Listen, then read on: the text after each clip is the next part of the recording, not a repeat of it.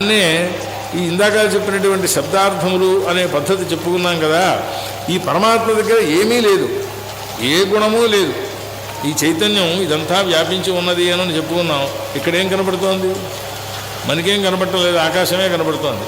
అది సర్వవ్యాపి, ఆకాశం వలె సర్వవ్యాపి అయినటువంటి వాడు పరమాత్మ అని చెప్పారు. చివరికి ఆకాశం కూడా ఆయనలోనే ఉన్నది కాబట్టి ఆయన సర్వజ్ఞుడయ్యాడు. తన నుండి వచ్చిన పదార్థం యొక్క జ్ఞానం ఆయనకి తెలుసును కనుక. అటువంటి పరమాత్మను చెప్పాలి అనంటే మామూలు వాక్యాలతో చెప్పడం కుదరదయ్యా. ఓంకారం అని చెప్పి వేదంలోనే ఓం అనేది బ్రహ్మ అని ఒక వాక్యం చెప్పారు. ఈ ఓం అనేటువంటి దాంట్లో 2 రకాల ఓంకారాలు ఉన్నాయి. ఒకదానికి ఆ ఉ మా కలిస్తే వచ్చే ఓంకారం ఒకటి. ఈ ఆ ఉ మా అనేటువంటివి సత్వరజస్తమో గుణాలు అన్నారు కొంతమంది. భూలోక భూలోక శుభలోకములు అన్నారు కొంతమంది. 3 లోకాలు లెక్క పెట్టేటప్పుడు చతుర్దశ భవనాలు అందులో అంతర్భూతములైపోతాయి. ఇవి కాకుండా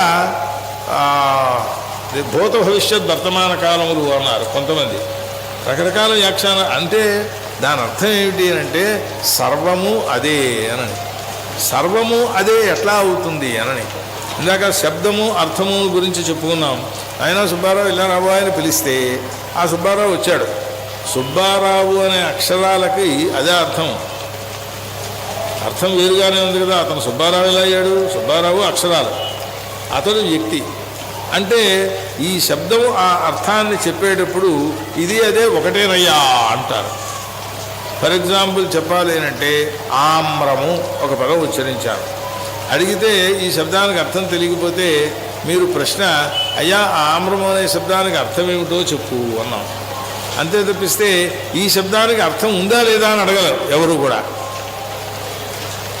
అడుగుతారా ఎవరైనా? ఏదో అక్కడెక్కడో ఓ సినిమాలో చూపించి అటువంటి ఏదో అన్నట్ట.